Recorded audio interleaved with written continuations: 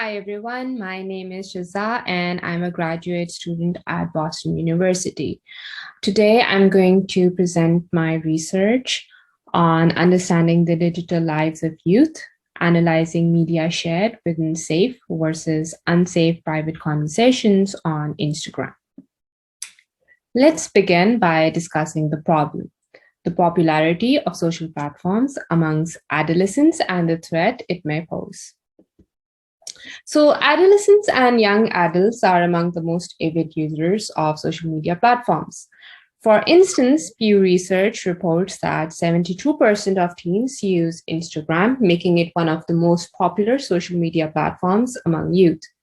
Recent research has shown the value of using social media trace data as a means to study youth online risk experiences at scale. Now, the public versus private discourse of youth on social media has become a research topic of great interest. Due to the inability of being able to obtain private social media data from youth, few researchers have been able to study online risk experiences, example, unwanted sexual solicitations, and cyberbullying of youth. Instagram is predominantly a video and photo sharing platform where users can share media both privately and publicly.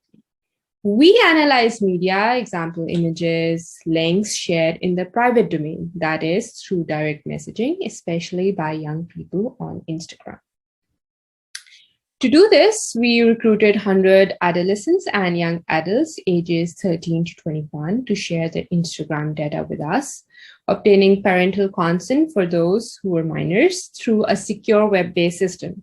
We collected almost 5 million direct messages within almost 11,000 private conversations.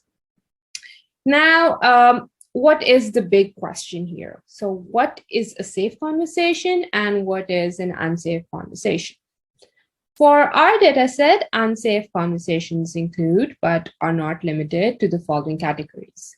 For example, nudity, sexual messages, harassment, hate speech, violence, sales of illegal activities, self-injury, or any other situation that could potentially lead to emotional or physical harm.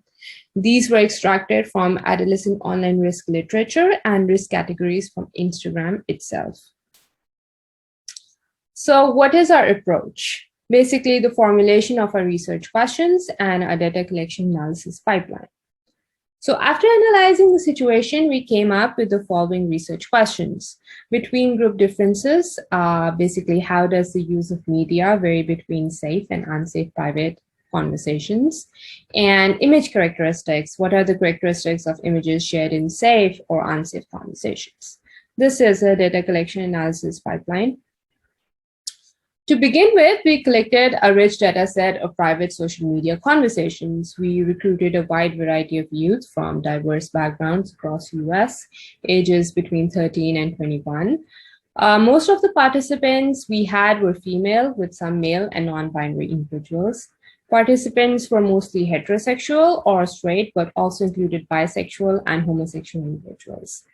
Then we asked the participants to flag their conversations themselves as safe or unsafe, which provided us with insights regarding online safety of youth. Okay, so we identified key differences between safe and unsafe conversations, such as the number of messages exchanged and media shared. We developed a method to separate regular images from screenshots to better understand the kind of images shared in private conversations. Moving on to our findings. The first thing we discuss is the disparity between safe and unsafe conversations. So you can see in figure 3 and 4, this is a cumulative distribution function, CDF, of the average number of messages sent by participants and others in safe and unsafe conversations, respectively. So what a CDF does is it shows a proportion of values less than or equal to X at a certain point. For example, these graphs show that participants sent more messages in safe conversations than unsafe conversations. And more media files were shared in safe conversations than in unsafe conversations. The second thing we discuss is the differences between images shared in safe and unsafe conversations. And to do this, we use certain techniques. So the first technique is term frequency and inverse document frequency. We basically generated captions for all images shared in safe and unsafe conversations and then calculated TF-IDF for both the sets. The idea was to infer the words that are most representative of that image. So images shared in unsafe conversations contain keywords that are indicative of people, for example, girl, man, person, woman, while the safe category contains keywords that are indicative of objects, for example, book, shoes, pizza. So here you can see these are some examples of images shared in an unsafe group conversation.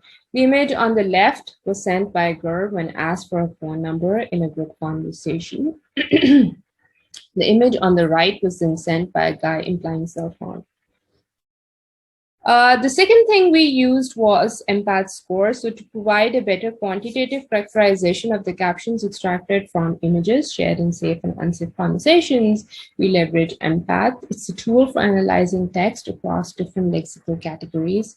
We focused on whether images convey negative or positive emotions, and we found that unsafe conversations were more emotionally charged than safe conversations. And last but not the least, we found that youth tend to share screenshots of other conversations with each other. Screenshots that were shared in unsafe conversations were usually sent in the context of showing sexual interest in the other person, including sexual solicitations or requesting nudity or porn. These are some examples of screenshots shared in unsafe conversations. Lastly, I want to share some key insights from our research. Our research is one of the first to examine the characteristics of private message conversations that make youth feel unsafe on Instagram. We observed that once youth perceived an interaction as unsafe, they often quickly disengaged by not responding. This finding is confirmatory evidence to previous research that youth may take protective actions once their safety concerns have been heightened.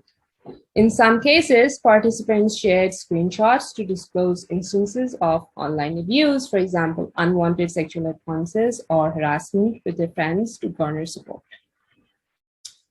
Our analysis provides an important first step to identify trends in the media shared in unsafe conversations of youth to enable automated machine learning-based detection of online risk behavior going forward. Furthermore, our analysis indicates that risk detection algorithms need to include features extracted from images as well, thereby adopting a more comprehensive approach to capturing the multimodal nature of unsafe conversations. Thank you so much, everyone, for hearing me. And if you have any questions, please let me know.